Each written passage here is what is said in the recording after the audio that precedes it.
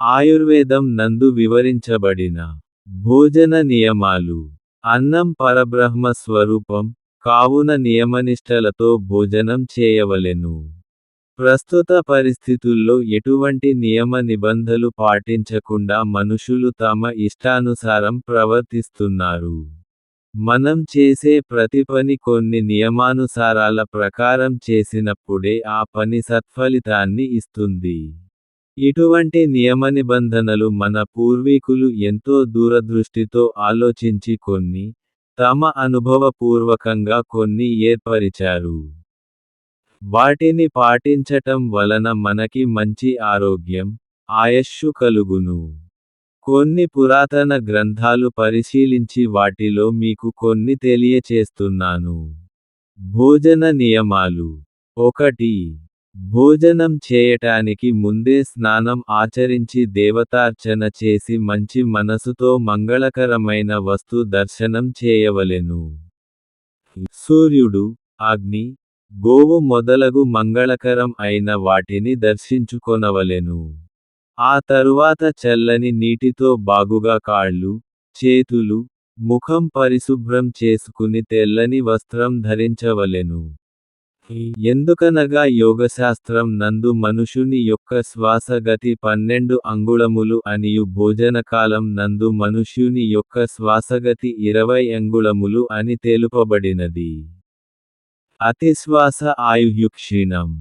శ్వాసగతి తగ్గిన యొడల ఆయుర్వృద్ధి అగును. కావున భోజనకాలం నందు హస్త, పాద, ముఖ ప్రక్షాళన చేయనిచో శ్వాసగతి ఎక్కువ అగును. అందుకే చల్లని నీటితో ప్రక్షాళన చేసుకుని ప్రశాంత మనస్సుతో భోజనశాలకు చేరవలెను. 2. తడిసిన పాదములతో భోజనం చేయవలెను. దీనివల్ల ఆయుర్వృద్ధి కలుగును. తడిసిన పాదములతో శయనించిన ఆయస్సు క్షీణించును. దీనికి ముందు పితృదేవతలను, అతిథులను, శిశువులకు, గర్భిణీ స్త్రీలకు, పెంచుకున్న పశుపక్ష్యాదులకు మొదట ఆహారం మొసంగి తృప్తిపరుచుట మరువకూడదు. 3. ఆహారము మనస్సుకి తృప్తిని, బలం, ఆయస్సు, తేజస్సు, ఉత్సాహం, జ్ఞాపక శక్తి, రోగనిరోధక శక్తి కలిగించును. 4. ఆయస్సు కోరువాడు భోజనం తూర్పుముఖంగా, యశస్సు కోరువాడు దక్షిణముఖంగా కూర్చొని భుజించవలెను. 5. ఉత్తరాభిముఖంగా కూర్చుని భుజించిన ఎడల విద్యుత్ శక్తి నరముల ద్వారా అత్యంత తీవ్రంగా ప్రవహించును. అందువలన ఉత్తరాభిముఖంగా కూర్చుని భుజించరాదు. 6. పితృదేవతలు దక్షిణదిశ యందు ఉండుటచే దక్షిణదిశకు అభిముఖంగా కూర్చుని భుజించటం వలన యశస్సు లభించును. 7. భోజనం పగలు దినములో 8వ వంతు కాలం అనగా ఉదయం 9 గంటల నుంచి 12 గంటల మధ్య చేయవలెను. 8. ఉదయం 9 గంటలలోపు భుజించినచో ధాతువులు పూర్తిగా జనించవు. 12 గంటల తరువాత భుజించినచో బలం క్షీణించును. కావున ఉదయం 9 నుంచి 12 గంటల మధ్యనే భుజించవలెను. 9. రాత్రి భోజనం 8 గంటల లోపు ముగించవలెను. అది కూడా తేలికైన సులభంగా జీర్ణం అయ్యే విధంగా ఉండును. రాత్రి సమయాన మన శరీరంలో మెటబాలిజం రేటు బాగా తగ్గును. కావున తిన్న ఆహారం శక్తిగా మారక కొవ్వుగా మారును. రోగులు ముఖ్యంగా ఆస్తమా రోగులు 7 గంటలకే ఆహారాన్ని భుజించవలెను. 10. భోజన విషయంలో సమయపాలన గురించి నీతిశాస్త్రం చెప్తున్న విషయానికి మీకు తెలియచేస్తున్నాను.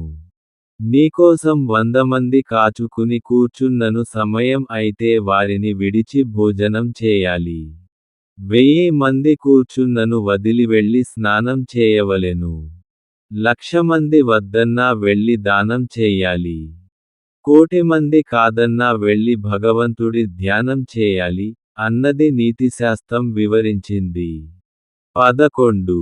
మలమూత్రములు బాగుగా వెడలి, హృదయం నిర్మలమై, వాతాది దోషములు చక్కగా ప్రవర్తించుచు లోగడ భుజించిన ఆహారం జీర్ణమైనట్టు త్రేపులు వచ్చి బాగుగా ఆకలి పుట్టి, వాతం క్రిందివైపు పయనించి సంచరిస్తూ జఠరాగ్ని బాగా ప్రజ్వరిల్లుతూ ఇంద్రియములు వినిర్మములై శరీరం తేలికగా ఉన్నప్పుడు కాలం అతిక్రమించకుండా నియమం ప్రకారం ఆహారం భుజించవలెను. 12. ఆ కాలంలో అతిస్వల్పంగా భుజించినను అది విషంగా మారి రోగాలకు కారణం అవుతుంది. ఎల్లప్పుడూ సకాలంలోనే భుజించవలెను. 13. ఉదయం, సాయంకాలం నందు మాత్రమే మనుష్యులు భోజనం చేయాలని వేదం చెప్తుంది. ఆయుర్వేదం ప్రకారం, ఏకభుక్తో మహాయోగి, ద్విభుక్తో మహాభోగి, త్రిభుక్తో మహారోగి, అనగా రోజుకి ఒకసారి భోజనం చేసేవాడు మహాయోగి, రోజుకి 2 సార్లు భోజనం చేసేవాడు మహాభోగి, రోజుకి 3 సార్లు భోజనం చేసేవాడు మహారోగి అని అర్థం. కావున రోజుకి 2 సార్లు మాత్రమే భోజనం చేయడం శ్రేష్టం అని మన సాంప్రదాయం చాటుతుంది. 14. 2 భోజనాల మధ్య ఫలహారం అనగా పండ్లు తినవచ్చు. జీర్ణక్రియ అయ్యే సమయంలో మరలా భుజించరాదు. అది రోగాలకు ముఖ్య కారణం. అప్పుడప్పుడు జీర్ణ అవయవాలకు విశ్రాంతి ఇవ్వవలెను. లేనిచో అవి బలహీనం చెందును. 15.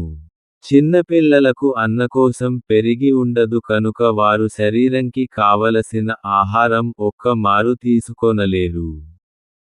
వారు ఆటపాటలతో ఎగురుచుందురు. వారు 1కి 2 సార్లు తినినను తప్పులేదు. కష్టం చేయు శ్రామిక వర్గం వారు జఠరాగ్ని ఎక్కువగా ఉండును. కావున వారు 3వసారి భోజనం చేయవచ్చు. 16. మీరు తినవలసినంత మాత్రమే తినవలెను. ఎక్కువ తిన్నచో అజీర్ణం రోగం కలుగును. ఒక పూట ఎక్కువగాను ఒక పూట తక్కువగాను సేవించుటయు ఒక దినం తిని మరుదినం నిరాహారంగా అనగా ఏమి తినకుండా ఉండరాదు. 17. మానవుడు తన పొట్ట ఎందలి స్థలముని 4 భాగాలుగా విభజించి అందు 2 భాగములు ఘనద్రవ రూపములు భక్ష్యములు అనగా నమిలి తినదగినవి, భోజ్యమనగా నమలాక చప్పరించి తినతగినవి. లేహ్యం అనగా నాలుకతో చప్పరించి తినదగినట్లు కొంచెం ద్రవరూపంగా ఉండునది. పేయం అనగా మిక్కిలి ద్రవరూపం అయి త్రాగదగినది. ఈ విధంగా 4 రకాల ఆహారముల చేత ఒక భాగం నీటిచేత నింపి మిగిలిన ఒక భాగం వాయు సంచారం కొరకు అనగా జీర్ణక్రియ జరుగుటకై వదిలినచో ఆహారం బాగుగా జీర్ణం అగును. 18. ప్రత్యేక పర్వదినములలో తీపి, నెయ్యి, నూనె పదార్థములు, శనగ పిండితో తయారగునవి ఉపయోగించినప్పుడు మిగతా భోజనం తగ్గించి చివర పెరుగును వాడకుండా ముఖ్యంగా చారు, మజ్జిగలతో భోజనం ముగించుట ఉత్తమం. 19. భోజనం చేయుటకు తూర్పు ముఖం అలా వీలుకానిచో దక్షిణాభిముఖంగా ఉన్నతంగా, సమప్రదేశమున పీట లేక చాప మీద కూర్చొనవలెను. ఆకుల మీద, ఇనుపమేకులు వేసిన పీటల మీద కూర్చుని భోజనం చేయకూడదు. ఇత్తడి మేకులు వేసిన పీటల మీద కూర్చుని తినటం ఆచారం. 20. ఒక వస్త్రంని మాత్రమే ధరించి భోజనం చేయరాదు. కావున ఉత్తరీయం పైన కప్పుకొనవలెను. దానివలన శరీరం నకు బాహ్యవాయువులు తగలక సురక్షితంగా ఉండును. అది పట్టువస్త్రం అయితే మరింత మంచిది.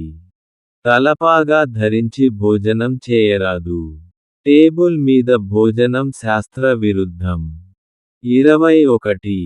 ఆహారం భుజించు సమయం నందు అధికంగా మాట్లాడకుండా, అతిగా నవ్వకుండా మనుజుడు తన శరీరం నకు అనుకూలం అయిన మరియు తేలిక అయిన స్నిగ్ధగుణము, ఉష్ణగుణము కలిగి ద్రవప్రమాణం అయి మధుర, ఆమ్ల, లవణ, కటుతిక్త కషాయములు అను 6 రసములు గల ఆహారంను మిక్కిలి తొందరగా కాకుండా మిక్కిలి మెల్లగా కాకుండగా భుజించవలెను. 22 ఆకలిగొన్నవారు, రోగులు, హీనులు, దరిద్రులు, భిక్షగాండ్రు వీరి యొక్కయు కుక్క, కోడి మొదలగు వాని యొక్క దృష్టి భోజన కాలమున తగలకూడదు. కావున భోజనశాలకు వీరిని దూరంగా ఉండునట్లు చేయవలెను. 23 బంగారు పాత్ర యందు భోజనం మంగళకరం మనోదోషములు పోగొట్టును. జఠరాగ్నిని వృద్ధిపరుచును. మంచి చూపుని ఇచ్చును. 24 వెండి పాత్రల యందు శ్లేష్మాన్ని హరించును మూత్రరోగముని హరించును. ఆరోగ్యకరం వెండి పళ్ళెం మధ్యలో బంగారం తాపడం చేయుంచుట మంచిది. 25 కంచుపాత్రలో భోజనం చేయుట నోటివెంట రక్తం పడు రోగముని నయం చేయును. శుభ్రంగా మరియు రుచికరంగా ఉండి నేత్రరోగములు హరించును. బుద్ధిని పెంచును. అగ్నివృద్ధి పెంపొందించి శరీరానికి కాంతిని ప్రసాదించును. ఎముకలు వృద్ధి అగుటకు తోడ్పడును. హృదయ రోగములను నిగ్రహించును. 26 స్టీల్ పాత్రలో భోజనం చేసిన పాండురోగం తగ్గును. కామెర్ల వ్యాధిని హరించును. 27 అల్యూమినియం పాత్రయందు వండిన భోజనము వండుచున్న మరియు తినుచుండిన అతిసార వ్యాధి కలుగును. 28 గాజు పాత్రలో ఆహారం తీసుకోవడం వలన ఉపయోగం ఏమియును లేదు. కేవలం దోషాలు మాత్రం కలగవు. ఆమ్లములు ఇందు ప్రభావం చూపించలేవు. 29 అరటి ఆకు నందు భోజనం మిక్కిలి పరిశుభ్రం అయి శ్రేష్ఠంగా ఉండును. శరీరకాంతి, సంభోగశక్తిని పెంచును. ఆకలి దంతకాంతిని పెంచును. క్రిమినాశనకారి, ఉదరం నందు పుండ్లను తగ్గించును. 30 మోదుగ ఆకుల యందు భుజించుటచే గుల్మరోగం, మహోదరం, క్రిమిరోగం, రక్త, పిత్త రోగాలు నయం అగును. మోదుగ చంద్రుడికి సంబంధించిన వృక్షం. సాత్విక గుణాలు కలిగించును. 31 మర్రి ఆకుల యందు భుజించటం వల్ల క్రిమిరోగం నివారణ అగును. నేత్రదోష నివారణ జరుగును. 32 రావియాకు విస్తరి యందు భుజించిన పిత్త నివారణ జరుగును. అగ్నివృద్ధిని కలిగించును. జననేంద్రియ దోషాలు నివారణ అగును. విద్యార్జనకు మనస్సు పుట్టించును. 33 పనస ఆకుల యందు భుజించిన అగ్నివృద్ధి, పిత్తాన్ని హరించును. 34 తామరాకులో భోజనం విషహరంగా ఉండును. సరస్సులో ఉన్న తామరాకు పని చేయదు. ఛానెల్ని లైక్ చేయండి మరియు సబ్స్క్రైబ్ చేయండి. ఈ వీడియో మీకు నచ్చితే షేర్ చేయండి. Like and subscribe our channel. Share this video if you like it.